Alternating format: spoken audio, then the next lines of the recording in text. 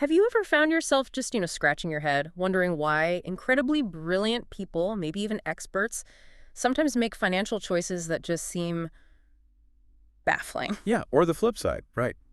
How others, maybe people who seem less financially savvy on the surface, manage to build and sustain lasting wealth. It's confusing. It really is. It often feels like money should just be a cold, hard game of numbers. Well, true.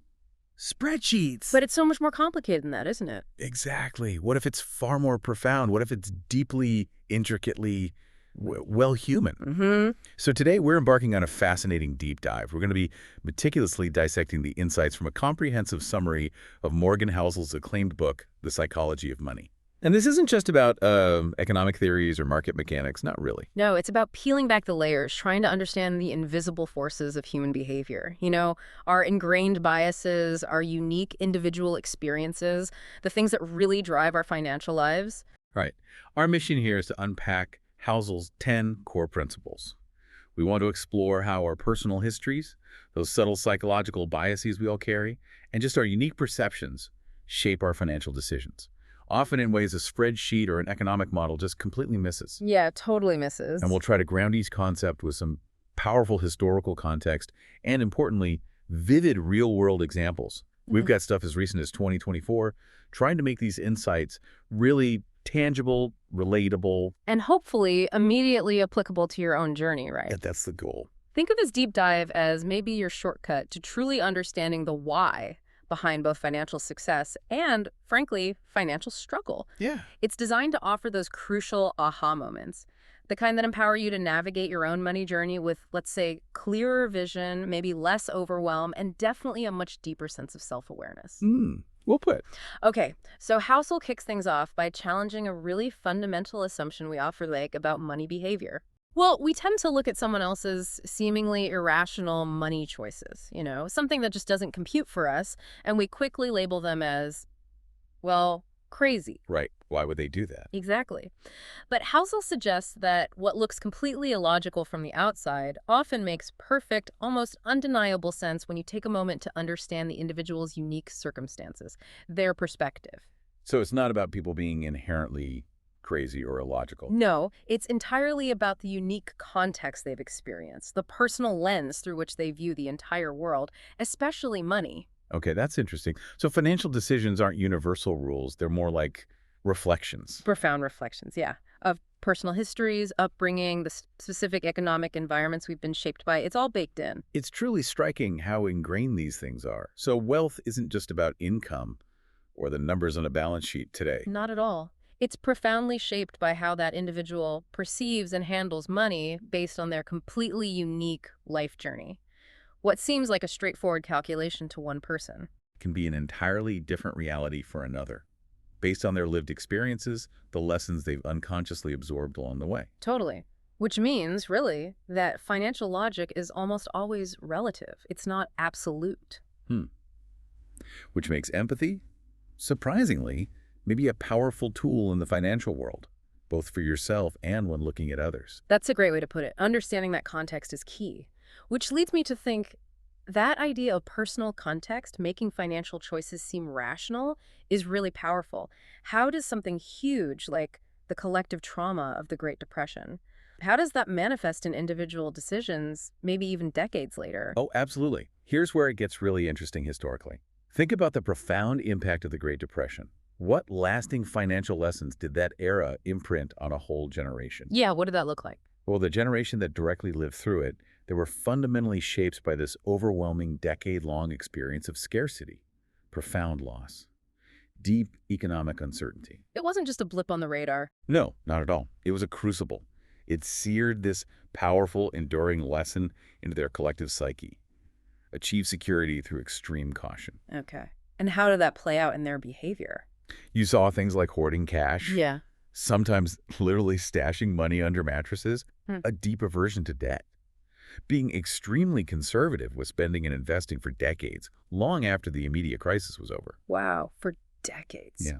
Their financial behaviors, which might look overly cautious or even, irrational to someone from a more prosperous era who just sees the numbers, Right. were perfectly rational and adaptive given their lived trauma. They learned that even the most robust-seeming institutions could just collapse. Right, banks failed everywhere. Exactly. And personal resilience often came down to your own savings, your own stash. It vividly demonstrates how significant historical context can shape behavior for an entire lifetime, prioritizing safety above absolutely everything else. That makes so much sense. Okay, let's unpack this with a more recent example, maybe one that surprised a lot of people. The surge of younger investors flocking to meme stocks, like GameStop in 2023. Ah, GameStop, yes. That seemed baffling, truly baffling, to many traditional investors. What does that tell us about context-shaping behavior, but in a very modern digital sense? Yeah, the GameStop phenomenon is fascinating because it wasn't primarily driven by traditional financial analysis. Looking at balance sheets, fundamental valuations in the classic sense. Not really. So what was driving it? It was this intricate mix, social media hype, definitely, a powerful sense of community among these retail investors, often coordinating on platforms like Reddit. Right, Wall Street bets. Exactly. Yeah. And beneath that, a shared, almost collective desire to challenge, maybe even disrupt, established financial systems that many felt had unfairly left them behind or weren't playing fair. Okay, so it was more than just investing. Much more.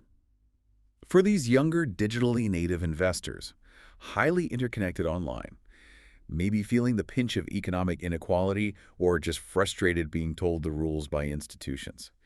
These seemingly irrational choices were deeply logical, even empowering within their specific framework. Interesting. Empowering how? It wasn't just about making money, though that was part of it. It was about collective action. It was a form of protest, in a way, a sense of belonging. So this illustrates perfectly how a personal narrative, collective sentiment, and the socioeconomic context can dictate what looks like financial craziness to an outsider, but feels deeply coherent and rational to those inside that context. Okay, so boiling it down, what does this all mean for you, the listener? Well, it means recognizing, first off, that your financial decisions are a product of your own unique story, shaped by every experience you've had with money, good, bad, learn from family, live through recessions. That's all in there. All in there.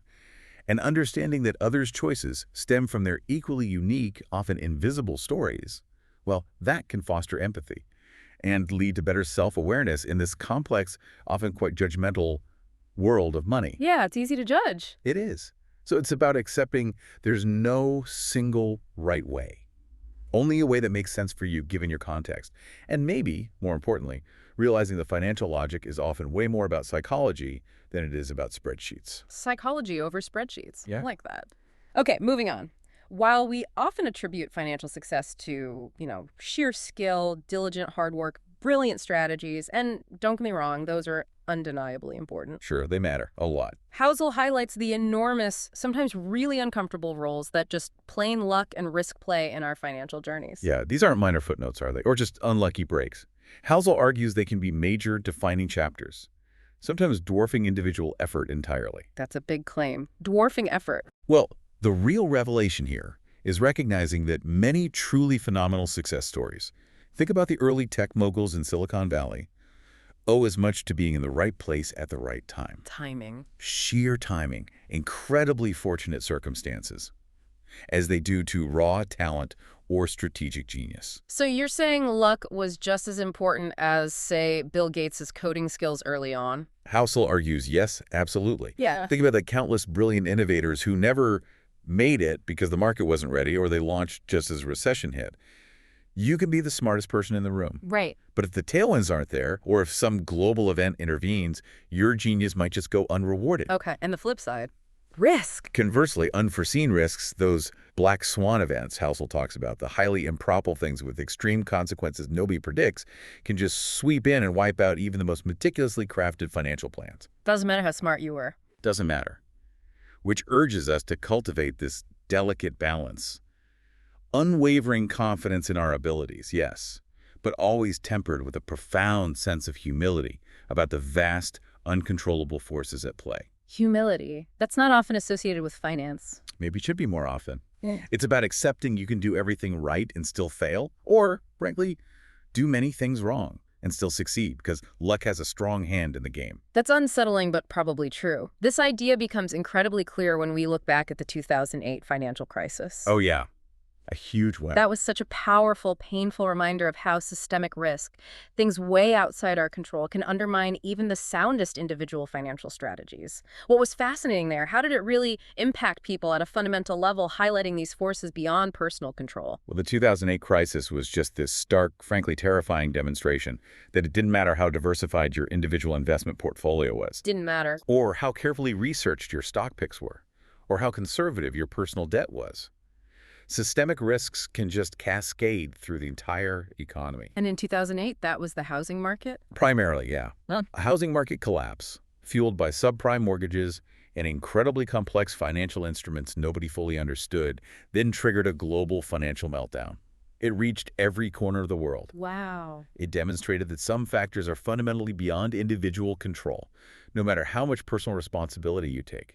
Millions of people who had played by the rules, saved diligently, invested wisely. Did everything right. Exactly. They saw their retirement funds decimated, their home values evaporate, their job security just vanish, through no fault of their own. That's brutal. It proved that even the best-laid plans are vulnerable to these immense, unpredictable forces of the broader economic system.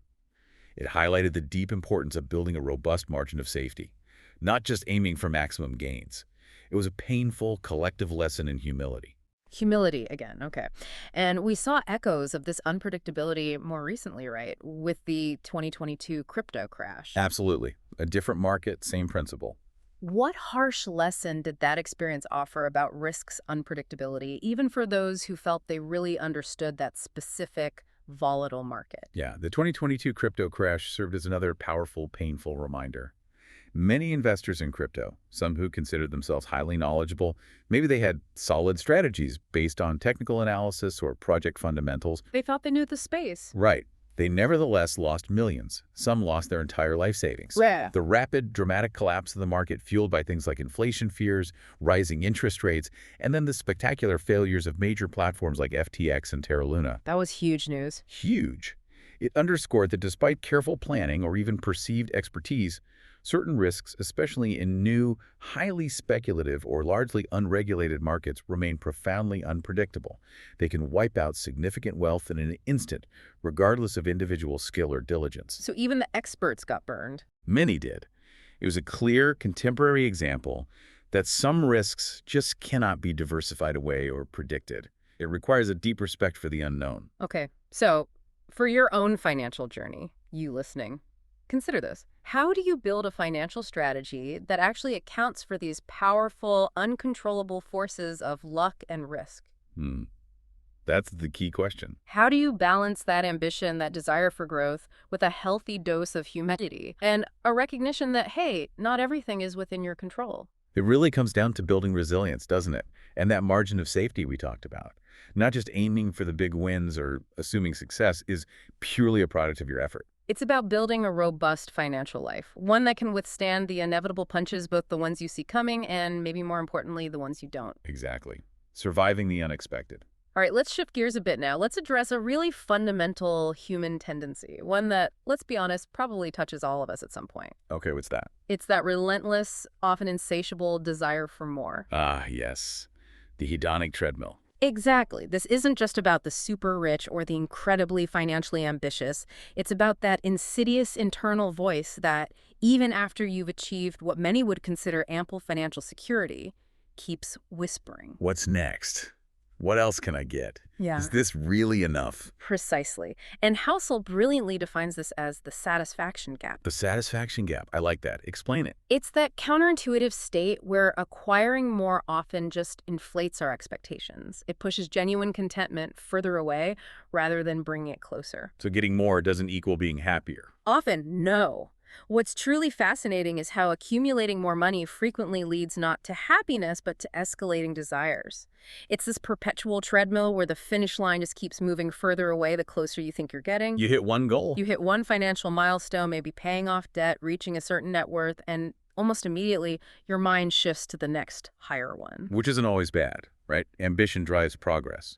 True, in moderation, ambition is good. It drives progress, innovation. But it becomes problematic when the pursuit of more overshadows appreciating what you already have. Leading to that constant underlying state of dissatisfaction, a feeling you're never quite there. Exactly. Never quite enough. Okay. Looking back historically, the Gilded Age seems like a prime example.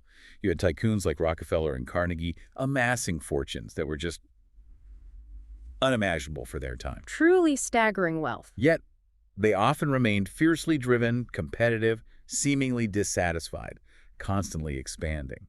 What was the driving force there, do you think? Was it just the numbers? Well, to place this in broader context, despite possessing wealth far beyond what they could ever realistically spend or consume. Like multiple lifetimes worth. Easily. Figures like Rockefeller, Carnegie, Vanderbilt, they continued to pursue further accumulation, relentless expansion of their vast empires. It highlights that for some, the pursuit itself becomes the primary driving force. The game of accumulation. Yeah, the game. The intellectual challenge of building and dominating. Or maybe the desire for immense power and influence over entire industries. So, less about personal spending, more about control. It seems so. For Rockefeller, it was systematizing oil. For Carnegie, dominating steel, controlling vast swaths of the economy. The goal wasn't necessarily a specific number for personal use, but the act of winning, of dominance, maybe leaving a monumental legacy. So it's a cycle of ambition that's rarely, if ever, satisfied by just reaching a certain financial number. Right. It shows how the never-enough mindset can manifest in forms far beyond simple material acquisition. It can evolve into this hunger for power, control, or impact. Okay, let's bring that to today. In 2024, we continue to see billionaires like Elon Musk tirelessly chasing new ventures. Absolutely. From revolutionary space travel with SpaceX to ambitious, controversial social media takeovers like X, he takes on multiple audacious projects simultaneously. How does this connect to that never-enough mindset? What does it reveal about his motivations, beyond just getting richer? Well, what's truly striking is that despite his immense personal wealth, far more than any individual could conceivably spend. Right. Musk's continuous, often audacious pursuit of new, challenging endeavors across multiple industries reflects this relentless drive. It clearly goes beyond mere financial accumulation for luxury. So what is it then? It suggests that for some, wealth is fundamentally a tool, a massive resource to push the boundaries of what's possible, to achieve monumental impact, maybe solve what they see as humanity's grand challenges colonizing Mars, revolutionizing transport. So the money fuels the ambition. Exactly. But the underlying motivation to constantly pursue more, to tackle the next big thing, or to expand influence and control, that still very much remains. So the never-enough drive is still there, just channeled differently. Precisely. It demonstrates how that mindset can manifest not just as a desire for more stuff, but as this unceasing drive for achievement, impact, or technological advancement. It shows its diverse and powerful psychological roots. It's a hunger for progress, maybe, but it's still a hunger. Okay. So what does this all mean for you listening, regardless of your current bank balance? Well, maybe true wealth lies more in taking the time to define what enough genuinely means for you, understanding your own unique satisfaction threshold. And actually cultivating contentment with what you have right now. Yes, it's about consciously stepping off that perpetual treadmill of chasing an ever-moving financial target and finding peace, finding genuine joy in sufficiency before you accidentally chase something you don't even really want. Define your own finish line. Exact. Define your enough. All right, let's shift focus again. Let's talk about a remarkably powerful, yet somehow often underestimated financial force. Okay, I think I know where you're going with this. The magic of compound interest. Housel uses these incredibly compelling stories to reveal its deceptive simplicity, how something so basic can create such profound outcomes over time, often outperforming much more complex, fancy strategies. It really is deceptively simple, isn't it? The fundamental power of compounding, as Housel explains it, is that small, consistent investments. Small and consistent. Key words. Absolutely. When given enough time, and that time factor is absolutely crucial, they can snowball into truly significant wealth. Like planting a tiny seed that grows into a giant tree over decades. Exactly like that. The real power is in the exponential growth, where your earnings start earning their own earnings. It just builds on itself. Which emphasizes patience, consistency, delayed gratification. Right, over the intoxicating allure of get-rich-quick schemes. So why is it confounding? Why do we underestimate it? What makes it confounding is how easily our short-term focus makes us underestimate its long-term power. We're wired for immediate results. Right. We want it now. Exactly. So we end up chasing elusive quick wins instead of embracing the slow, steady burn of compounding. Our intuition just struggles with exponential growth. It's hard to truly grasp its magnitude until it's already happened, often late in the game. Okay. And the ultimate real-world example of this principle, the one everyone points to, Has to be Warren Buffett, right? Warren Buffett. His legendary, extraordinary wealth didn't come from one single big score or some brilliant overnight market prediction. No, it grew steadily, Yeah. almost invisibly for a long time, then exponentially, over decades, through the relentless, consistent power of compounding. So what's the striking takeaway from his career? The striking takeaway is that his investing career, spanning an incredible 70 years and counting, is arguably the preeminent testament to the power of compounding. His wealth accumulation wasn't a straight line. No, it curved upwards sharply later on. Exactly. It accelerated exponentially in his later years. And that wasn't just because of his famously savvy stock picks. Primarily, it was because he consistently reinvested his earnings. He allowed his capital to grow upon itself year after year, decade after decade. Without pulling huge amounts out for fancy cars or mansions. Precisely. Without significant withdrawals for lavish consumption. His disciplined approach to long-term holding and reinvestment, combined with, frankly, just living a long time. Longevity helps. It really does. It turned modest annual gains into colossal sums, making the seemingly simple act of compounding the true engine behind his unparalleled financial success. He embodies that patient long-term approach, proving time in the market beats timing the market. Time in the market, not timing the market. That's key. Okay, let's look at a more recent example. A 2023 study offered a really telling insight. Younger investors who consistently used broad market index funds were actually outpacing active day traders over a 5-year period. Yeah, I saw that study. It's fascinating. What does this reveal about compounding versus speculation? And why is that result so counterintuitive for so many people who think trading is the way to get rich? Well, this finding highlights a crucial, often overlooked truth in investing. Even without needing deep market knowledge, we're constantly monitoring news or engaging in high-frequency trading. All the stressful stuff. Right. Simply investing consistently in broad market index funds, which directly benefit from that slow, steady burn of compounding over extended periods, can yield superior results compared to highly active, speculative day trading. Why is that? Why do the traders often lose out? Day traders are often chasing fleeting short-term gains. They rely on precise timing, constant vigilance, which are incredibly difficult to sustain. And they're often subject to behavioral biases like overconfidence or panic selling. Okay. The study is basically a modern validation that the patient, passive accumulation of wealth through compounding often beats the flash and stress of short-term speculation. It shows that consistent, frankly kind of boring growth often wins the race, simply because it harnesses the power of time. Slow and steady wins again. The tortoise and the hare. Pretty much. So for your own financial journey, you listening, consider this. Are you focusing on the long game? Are you patiently allowing compounding to work its often invisible magic in the background? Or are you chasing those exhilarating, maybe, but often elusive and risky short-term gains, the ones that can lead to frustration and significant losses? It's a choice, isn't it, between the tortoise and the hare? And history, as you said, consistently favors the tortoise. It does. And the biggest challenge isn't understanding the math of compounding. It's mastering the patience required to let it work. Mastering the patience. That's the hard part. Okay, now let's introduce a really crucial distinction Housel makes.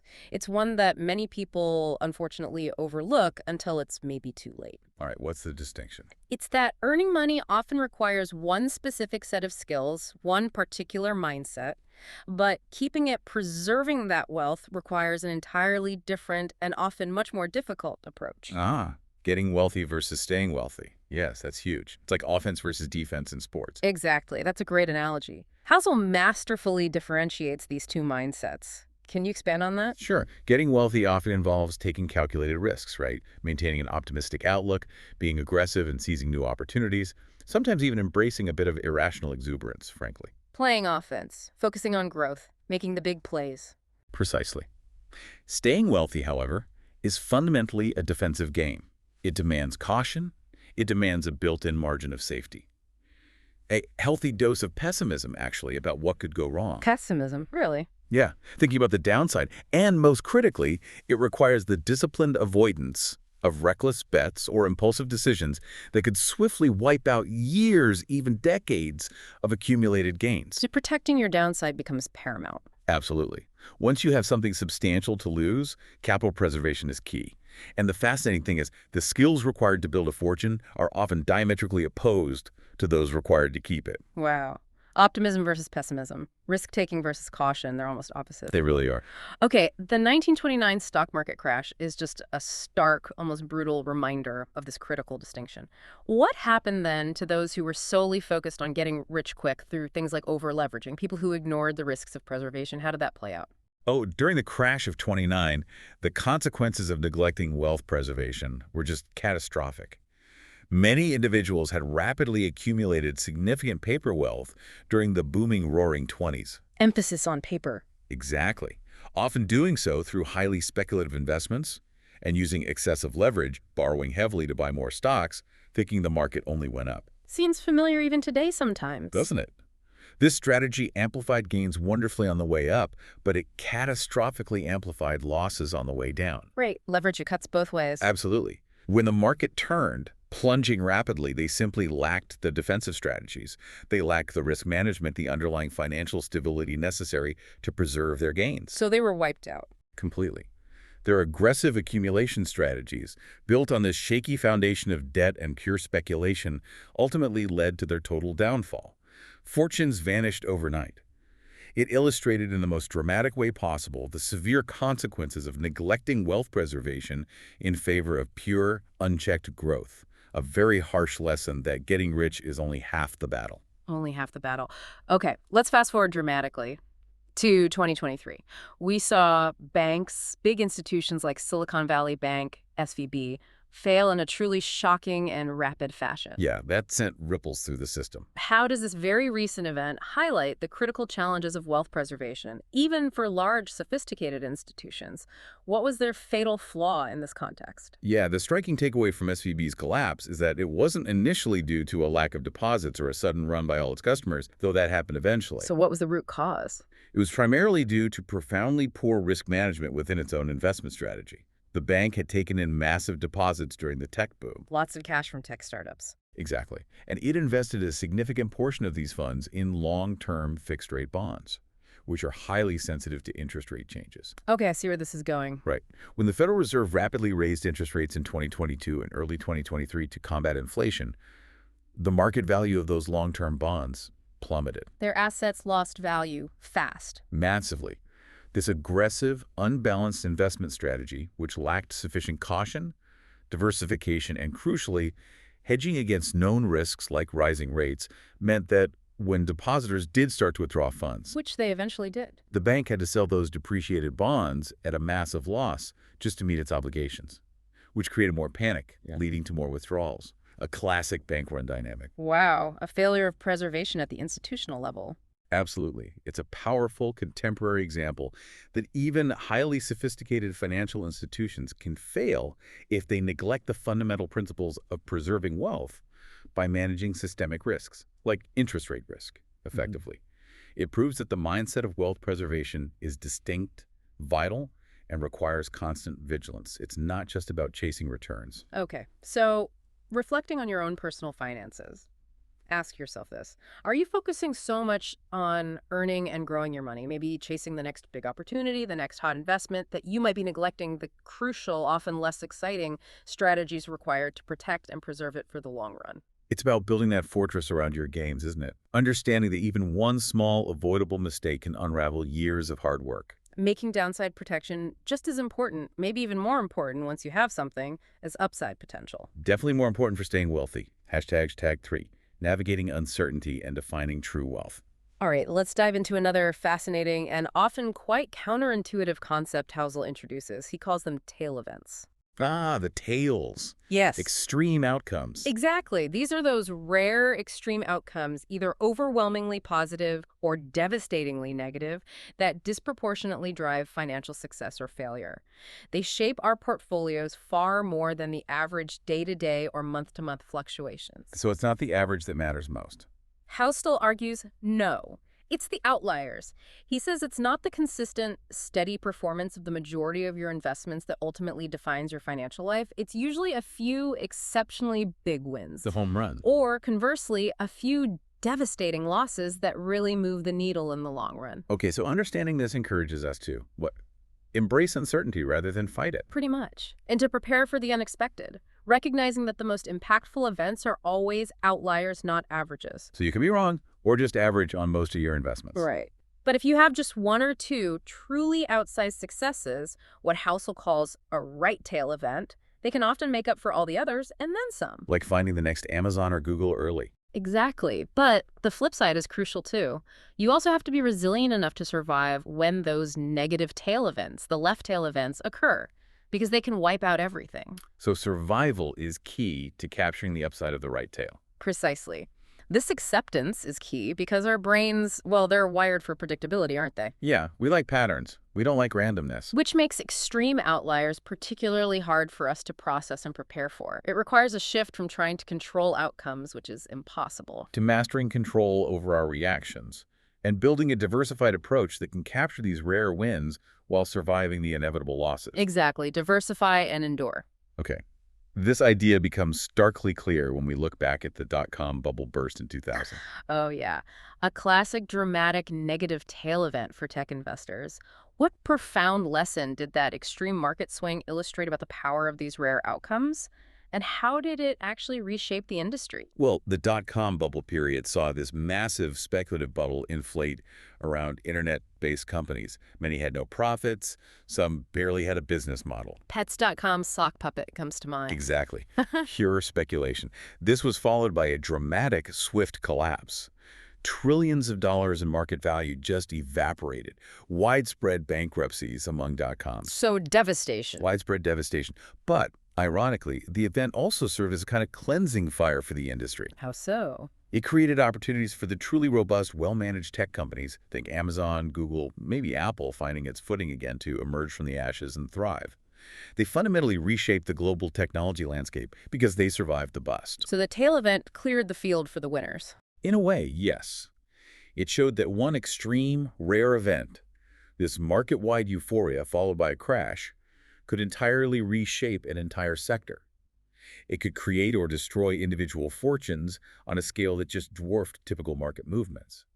A vivid demonstration of how outlier events define long-term outcomes, both for those who fail to adapt and for those resilient enough to seize the new landscape. Okay.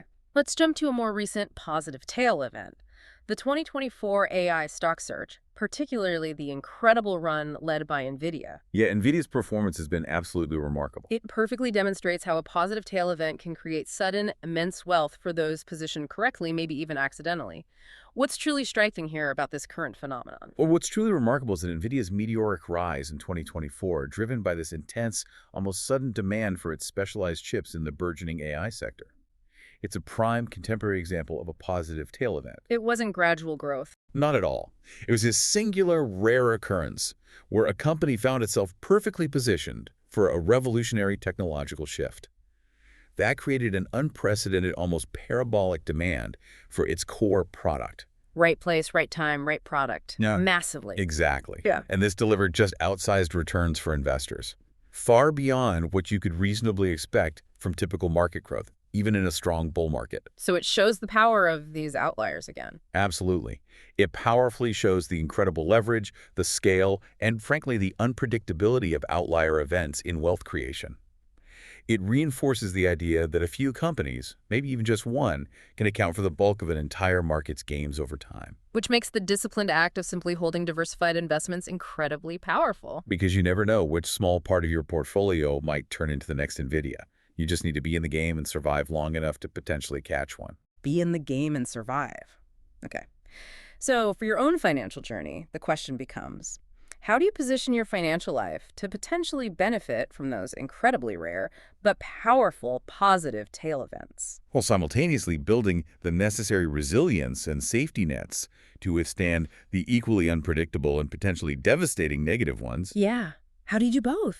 It really comes back to preparing for the extremes, doesn't it? Yeah. Through diversification, avoiding concentration, and having that strong financial buffer, that margin of safety, rather than just optimizing for the averages or assuming the future will look like the recent past. Prepare for the unexpected extremes. Got it. All right, let's shift our focus now, away from the intricacies of market mechanics and risk, towards something Housel argues is perhaps the ultimate, the most profound dividend of financial independence. Okay, what's the ultimate dividend? Freedom. Ah, freedom. But freedom in what sense? Specifically, not just any kind of freedom. Control over your most precious, non-renewable resource, your time and your choices. Okay, control over time and choices. That resonates. The real revelation here is Housel posits that money's most valuable utility isn't merely what it can buy you in terms of goods and services or fancy cars or big houses. Although those can be nice too. They can be. But the most valuable utility is the profound flexibility and autonomy it provides over how you spend your time, who you spend it with, what kind of work you choose to do, if you choose to work at all. So it's about options. Having the option to say no. Exactly. Having the option to decline a demanding job you hate, to pursue a passion project that doesn't pay much initially, to spend more time with family or friends, Yeah. to travel, or to simply enjoy leisure without constant financial pressure. That ability to dictate your own schedule, your own life trajectory, that feels like a pinnacle of wealth for many people. It really does. It offers a sense of peace and self-determination that arguably no material possession can replicate. It's about leveraging money to essentially buy back your life, buy back your time. Okay. This idea becomes really clear when we look at a major historical shift. The emergence of the standard 40-hour work week in the early 20th century. Right. That seems commonplace now, but it was a huge deal. A hugely significant freedom milestone for millions of people. What was the profound foundational impact of that shift on society and individual lives in terms of this idea of freedom? Well, to place this in broader context, before the widespread adoption of the 40-hour week, many laborers worked far, far longer hours, often 60, 70 hours a week, sometimes more, with very little leisure time or opportunity for personal pursuits. Grueling schedules. Absolutely. Its establishment, which was fought for hard by unions and progressive movements, fundamentally gave millions of workers more personal time, just chunks of their week back, away from the factory floor or the office. Time for what, though? Time for hobbies, family life, civic engagement, personal development, rest. It granted them greater control over their lives beyond the immediate demands of labor. So as a fundamental step in defining modern work-life balance. Exactly, and individual autonomy. It emphasized that defined work limits and the time that affords can indeed equate to a tangible form of freedom. It laid the groundwork for how we think about work and leisure today. It showed that less work, when financially viable, actually means more life. Less work means more life. Okay. Let's look at a modern manifestation. The 2023 rise, or continued rise, of the FIRE movement, financial independence, retire early. Ah, yes, FIRE very much reflects this pursuit of freedom through financial means. What exactly does this movement aim to achieve? Is it just about stopping work early? Or is there more to it? And what does it prioritize? Well, the FIRE movement explicitly prioritizes aggressive saving and investing, often through extreme frugality and aiming for very high savings rates, like 50% or more of income. To achieve what goal? The explicit goal is achieving financial independence, meaning your investments can cover your living expenses indefinitely at a much younger age than traditional retirement, maybe in your 30s or 40s. But is the objective just to stop working? Not necessarily. For many, it's about gaining complete control over one's time and choices. That might mean retiring completely, yes, but it could also mean downshifting to part-time work, starting a passion business without financial pressure, traveling extensively, volunteering, raising a family. So it's about decoupling income from mandatory work. Exactly. It allows individuals to pursue passions or simply live without the obligation and stress of traditional employment. This completely validates Housel's premise that time, facilitated by financial security and the ability to say no to things that don't align with your values. Is a highly valued form of wealth, perhaps the most valuable. It demonstrates a real generational shift in priorities for some, moving away from simple accumulation towards autonomy and self-directed living. Okay, so what does this all mean for you listening? As you manage your money, are you thinking about this? Are you evaluating what your money can truly buy you in terms of freedom? Freedom and control over your life and time, rather than just accumulating more material possessions or chasing a bigger, often arbitrary financial number on a statement. It's about designing a life that truly aligns with your values, isn't it? Not just designing a bank account balance. Well said. The ultimate luxury might just be owning your own time. Powerful thought.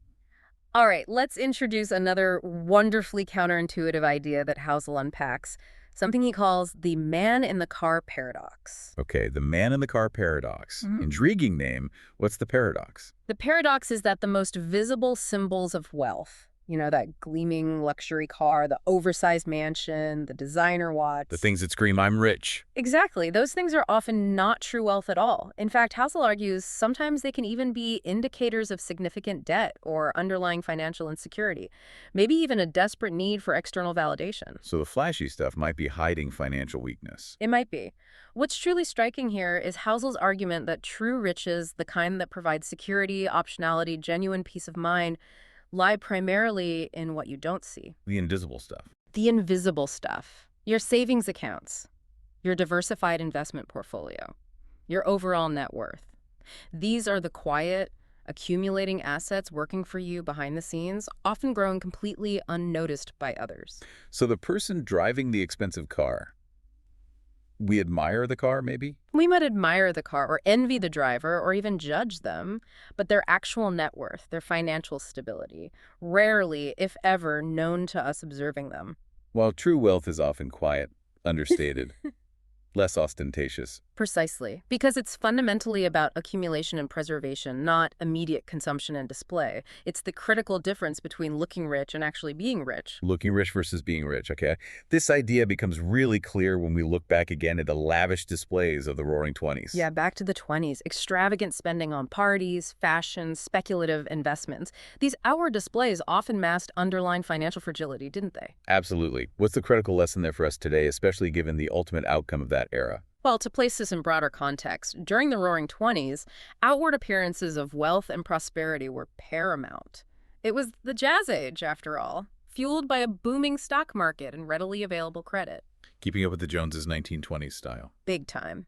This era encouraged many to engage in conspicuous consumption, spending lavishly on luxury items, engaging in highly speculative investments, often without building a solid, diversified financial foundation underneath. Borrowing heavily. People borrowed heavily, often on margin, to invest in that soaring market, believing the good times would never end, and believing that spending on lavish goods would signal their success. So the focus was on the visible display. Completely.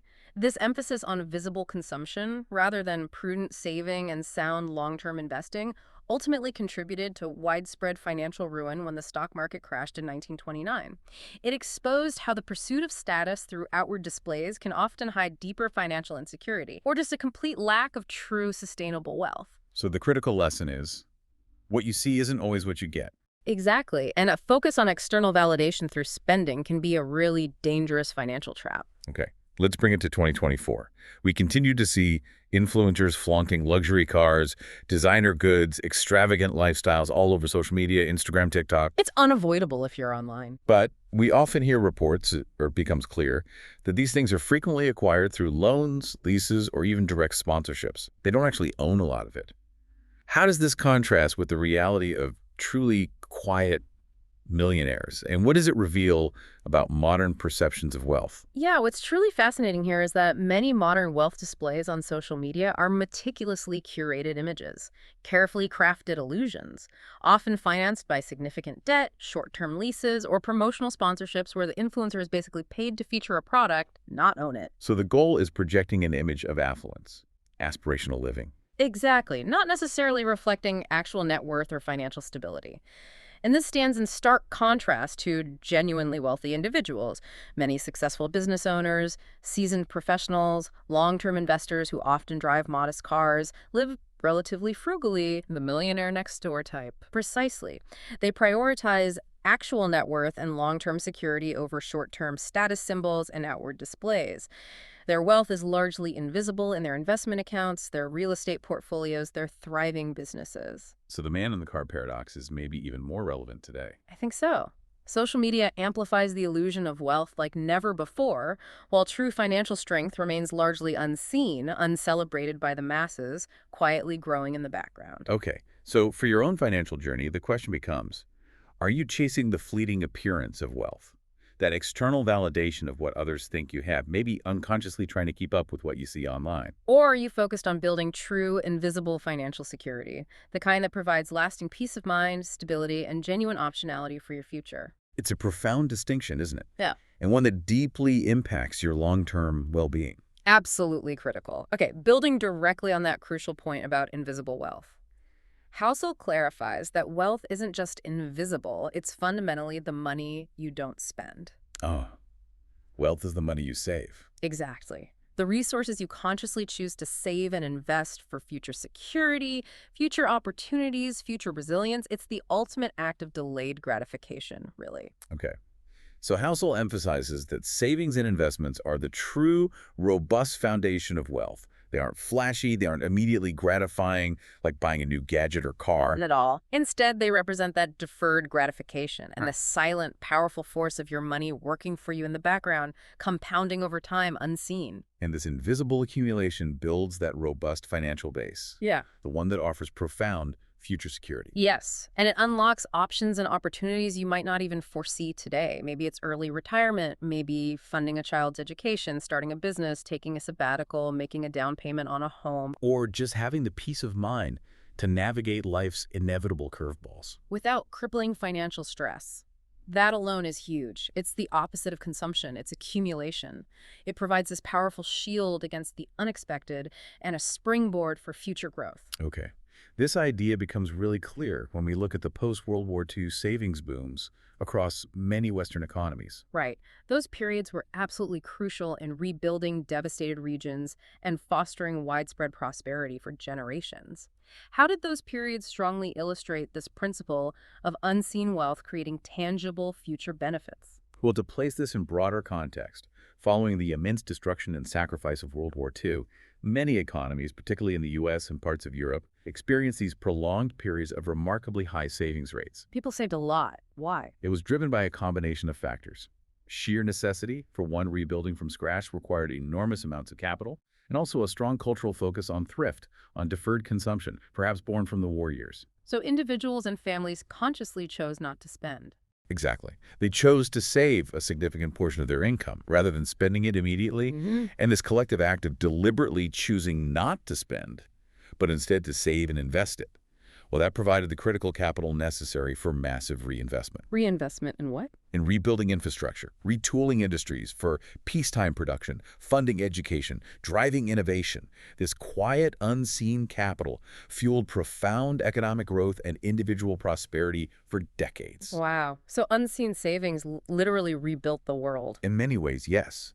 It vividly illustrates how unspent money, when channeled into productive assets, becomes the engine of lasting wealth, both for individuals and for entire nations. Okay, let's bring it back to the individual, and more recently.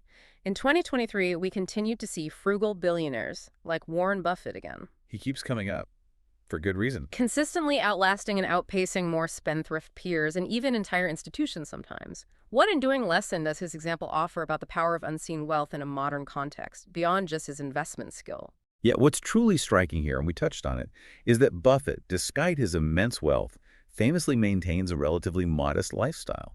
Same house for decades, avoids ostentatious spending. Drinks Coke, eats McDonald's. Right. His sustained financial power, his ability to continue growing his fortune and seize opportunities like buying distressed assets in crises, it comes not from lavish consumption, which drains capital and kills compounding, but from his consistent habit of saving. Saving, wisely investing, and allowing that capital to compound relentlessly without being siphoned off by unnecessary expenditures.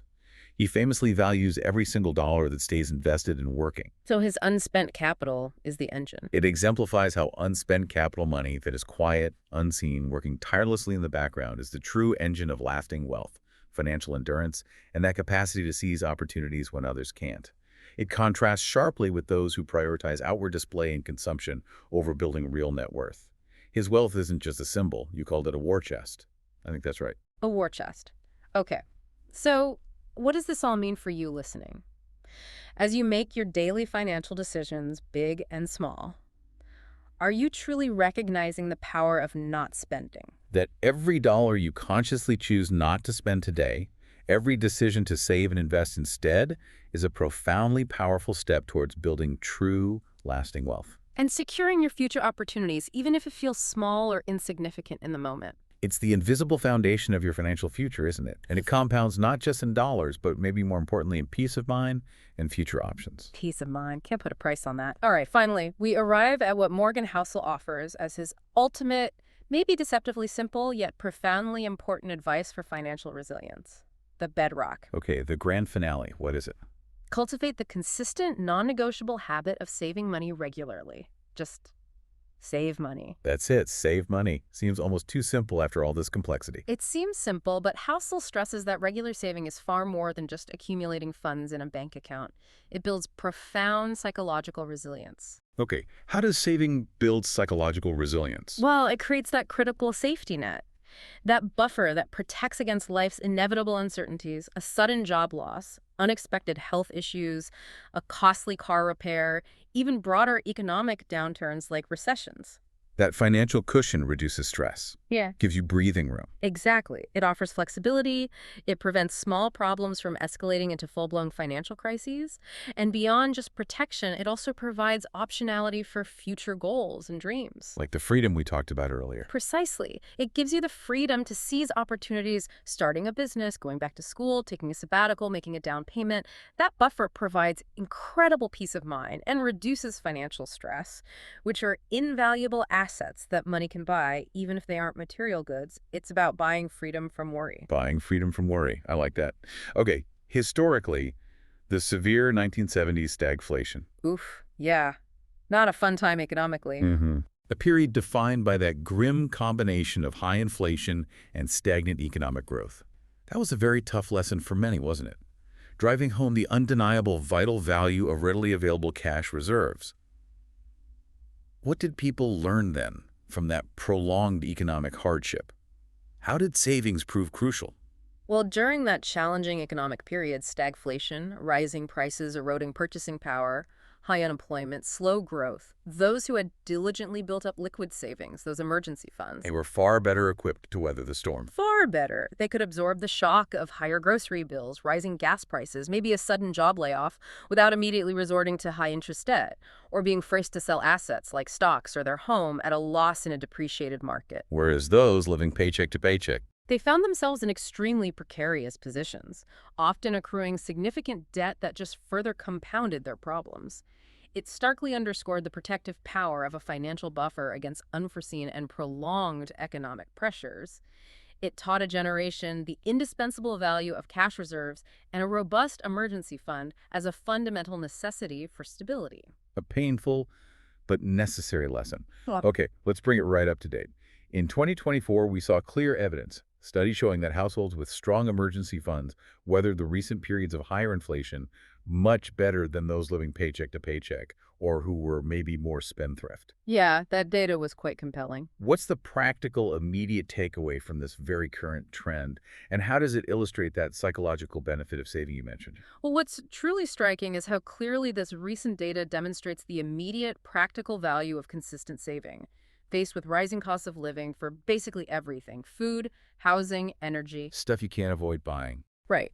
Households with a financial cushion, say an emergency fund covering several months' worth of essential expenses, could absorb that shock. They could handle the higher bills without immediately resorting to high-interest credit card debt, or making drastic cuts to essential spending, or facing the threat of eviction or foreclosure.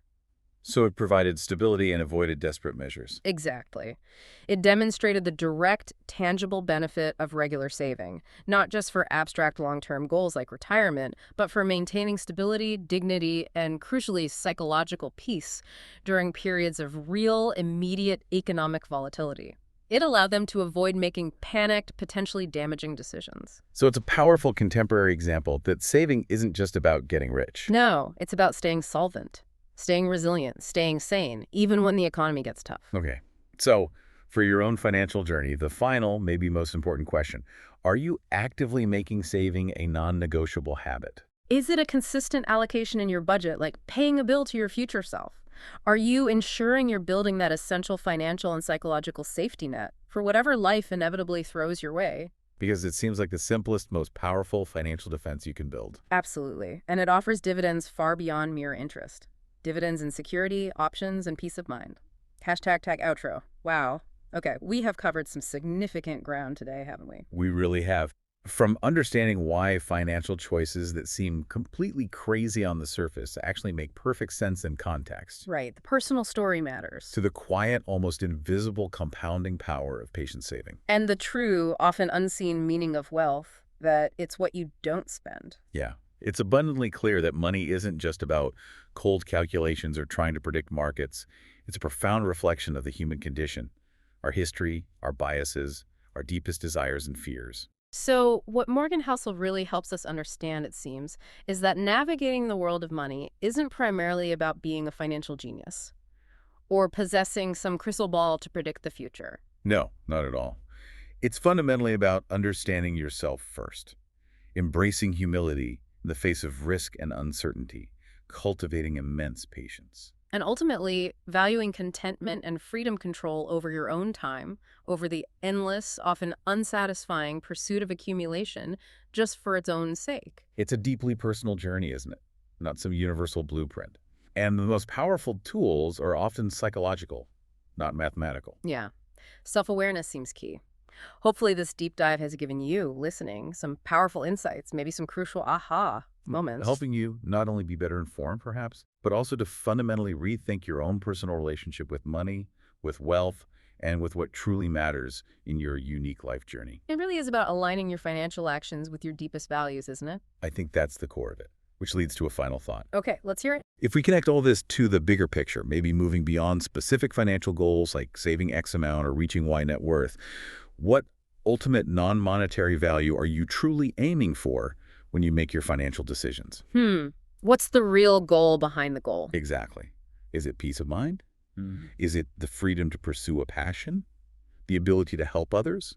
The security of your family? Or something else entirely? What is money truly for in your life, beyond just the numbers on a screen or the things it can buy? That's a deep one to ponder. What is money truly for? Something to think about. Definitely. Keep exploring, keep questioning those assumptions, and keep making those informed choices that align with your unique path, your unique definition of enough. We'll catch you on the next deep dive.